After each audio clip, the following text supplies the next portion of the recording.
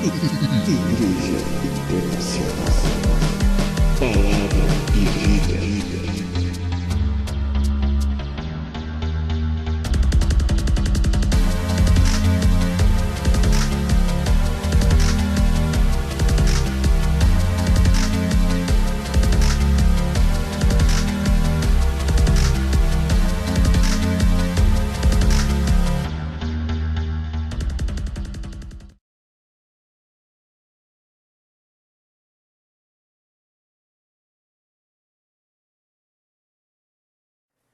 Esses dias uma jovem me procurou via o Facebook e ela falou de alguns problemas e aí eu comecei, através do Espírito Santo de Deus, ministrar a vida dela.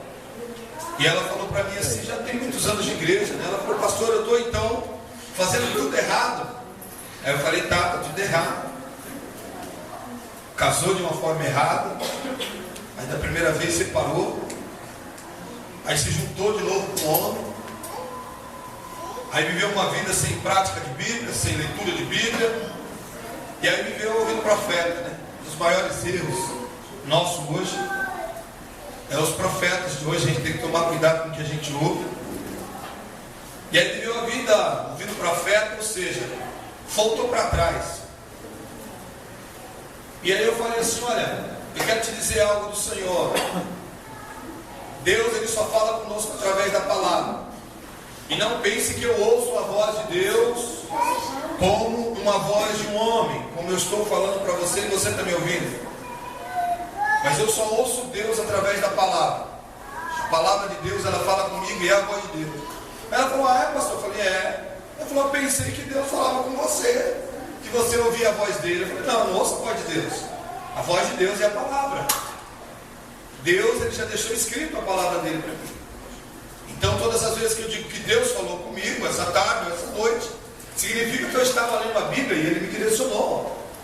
Eu falei, olha, pastor, eu pensei que quando você falava que eu sempre falo, né? Deus falou comigo essa tarde, Deus falou comigo essa noite. As pessoas pensam que eu fico ouvindo a voz de Deus.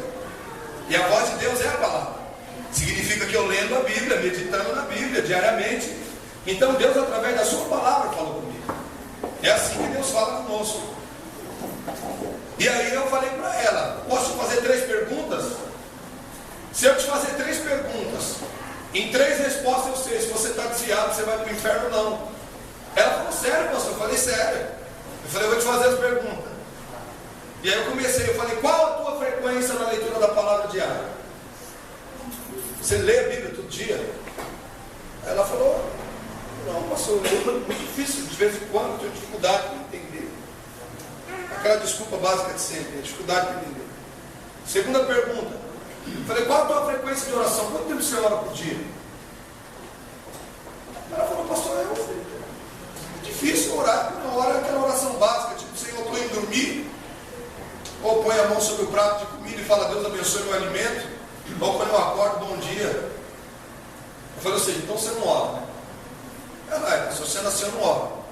Eu falei, ou seja, você não lê a Bíblia, então você não conhece, então você não ora, você não tem intimidade. Eu falei, vou te fazer outra pergunta, a última, para encerrar. Com que frequência? Com que frequência não? Eu falei para ela, você obedece a palavra de Deus? Ela falou, não, porque eu não conheço. Não, ela falou, eu acho que sim. Eu falei, como você vai obedecer algo que você não conhece? Eu falei, então você é uma séria candidata a morar no inferno, mesmo tendo mais de 10 anos dentro da igreja. Então fique sabendo disso, você. Se você não lê a Bíblia, se você não tem uma vida diária de Bíblia, porque Deus, Ele só fala através da Bíblia. E todo profeta que profetiza na tua vida é o grande profeta, amém, irmão? Amém. A Bíblia diz, creia em seus profetas e prosperareis. E eu falei para ela, se você não lê a Bíblia, se você não tem uma vida diária de Bíblia e de oração, um pregador, irmão, eu entendo, ou um ministro de louvor, uma pessoa que quer galgar o ministério dentro da igreja, tem que orar no mínimo por dia 1 hora. No mínimo. Tem que pôr no relógio lá e pôr 1 hora de oração no mínimo. Para você ministrar a vida, para você entrar no mundo espiritual. E eu disse para ela, se você não lê a Bíblia, Você não conhece Jesus, você não conhece a palavra dele, ele é a palavra. E você não ora, significa que então você não obedece, porque para obedecer eu preciso conhecer. Como que eu vou obedecer uma coisa que eu não sei o que está escrito, que é para me fazer, o que não é para fazer, se é para me ir, se não é para me ir. E é por que eu estou dizendo tudo isso para você? Porque tudo na nossa vida tem que ter um propósito, amém, irmãos? Amém. Tudo. Acordar de manhã tem que ter um propósito. Tudo em nossas vidas tem que ter um propósito.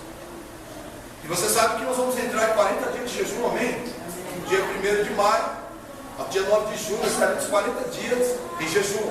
A igreja jejuando, a igreja, ela só vai avançar no mundo carnal, ou seja, nós só vamos avançar em números, nós só vamos avançar em poder, em unção, quando nós estivermos em constante oração, constante busca.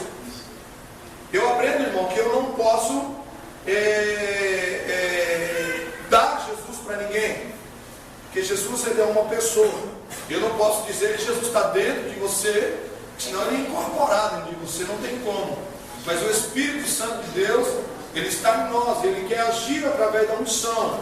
O poder de Deus, irmão, ele é muito, na vida do ser humano, ele é muito, vamos dizer assim, muito inconstante. Se você mantém uma vida de oração, uma vida de busca, esse poder, a unção de Deus, o poder de Deus vai fluir sobre a tua vida. Se você não tem, isso vai, quanto mais você orar, mais você buscar, mais poder, mais autoridade, mais unção. Menos busca, menos autoridade, menos poder, menos unção. E ele estava buscando um propósito para esse jejum, porque Deus já tinha pedido um jejum. E quando Deus começou a falar comigo no livro de Joel, irmão, foi como se os meus olhos eles estivessem abertos, como que se os meus olhos espirituais eles se abrissem.